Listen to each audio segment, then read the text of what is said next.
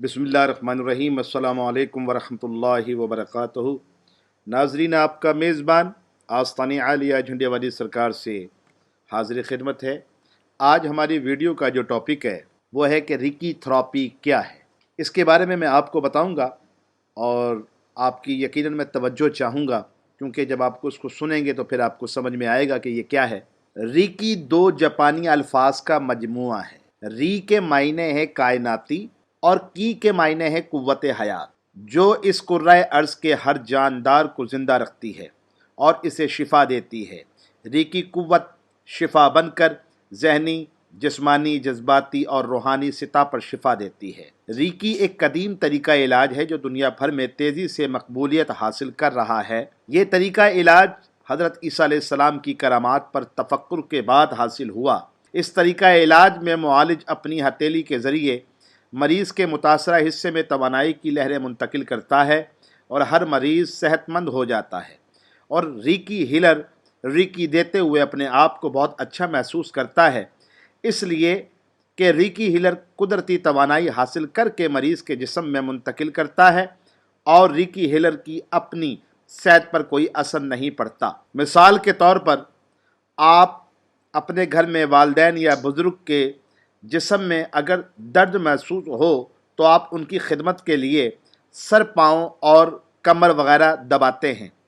तो आप जिसका हाथ पैर दबा रहे हैं तो उनको फ़ायदा होता है, लेकिन आप थक जाते हैं। इसका ये मतलब हुआ कि आपकी तवानाई उनमें मुंतकिल हो गई, इसलिए आप थक जाते हैं। लेकिन रीकी सीखने के बाद अगर आप किसी को रीकी देते हैं तो आपको थकावट महसूस नहीं होती, इसलिए कि आप कुदरती तवानाई हासिल करके मरीज़ के जिस्म में मुंतकिल करते हैं, तो मरीज़ को बहुत फ़ायदा होता है और आप ख़ुद भी सुकून महसूस करते हैं। अब मैं आपको रीकी की दरियाफ्त और मुख्तसर तारुफ बता रहा हूँ कि रीकी की दरियाफ्त करने वाले डॉक्टर मिकाओ योसुई जापान में पैदा हुए।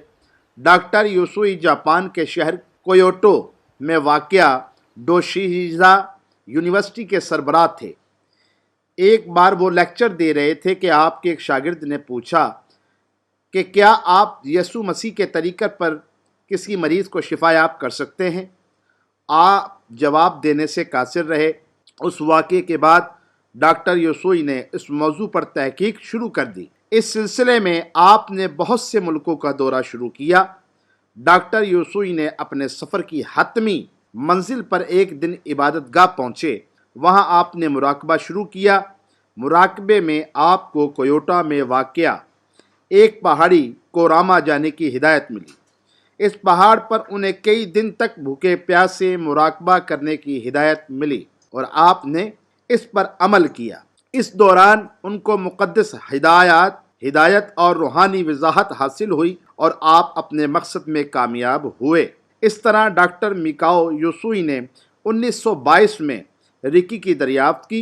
डॉक्टर मिकाओ योसुई के पहले शागिर्द चोजीरो हयाशी ने रीकी की तरबियत हासिल की। इसके बाद चोजीरो हयाशी से गैर जापानी खातून हवाया टाक्टा ने रीकी की तरबियत हासिल की, जो हवाई की रहने वाली थीं। अमेरिका और पाकिस्तान समेत कई ममालिक रीकी तरीका इलाज से इस्तिफादा हासिल कर रहा है।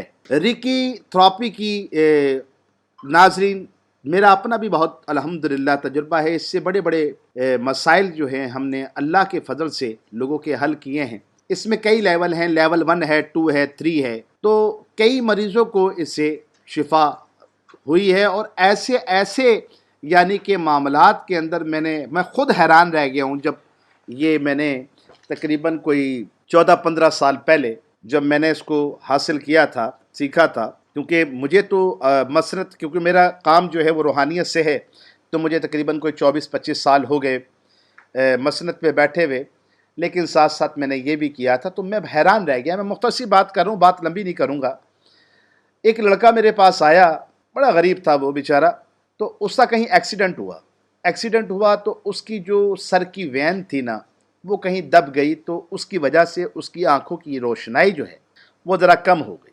तो मैंने उससे कहा, यार तुम ऐसा करो कि 3 दिन मेरे पास आओ, मैं इसकी आपको थेरेपी कर देता हूँ और मैं आपसे यानी कि कोई पैसे नहीं लूँगा, میں نے اس کو فی سبیل اللہ 3 دن بلایا اور اس کو ریکی جو ہے وہ دی۔ میں خود حیران رہ گیا، اللہ کا ایسا کرم ہوا کہ اس کی جو آنکھوں کی جو بینائی تھی وہ اللہ کے ایک فضل سے واپس آ گئی، یعنی کہ اس کو صاف نظر آنے لگا۔ میں خود حیران، اس طرح پتہ نہیں کتنے مسائل اس سے حل کیے ہیں۔ یہ وہ طریقہ ہے جس سے کمائی کا طور پر عام طور پر پاکستان میں لوگ فائدہ نہیں اٹھا رہے جتنا باہر کے ملکوں میں اٹھا رہے ہیں۔ بہرحال میں نے آپ کو ریکی کے بارے میں اور اس کا مختصر جو تعارف بھی کروا دیا۔ میں امید کرتا ہوں کہ آپ کو یہ میری کاوش ضرور پسند آئے گی، اور آپ کو یہ ویڈیو اچھی لگے تو آپ ضرور اس کو لائک کریں۔ بہت شکریہ، دعاؤں میں یاد رکھیے، میں آپ کو دعاؤں میں یاد رکھتا ہوں۔ پھر ملاقات ہوگی۔ السلام علیکم ورحمۃ اللہ وبرکاتہ۔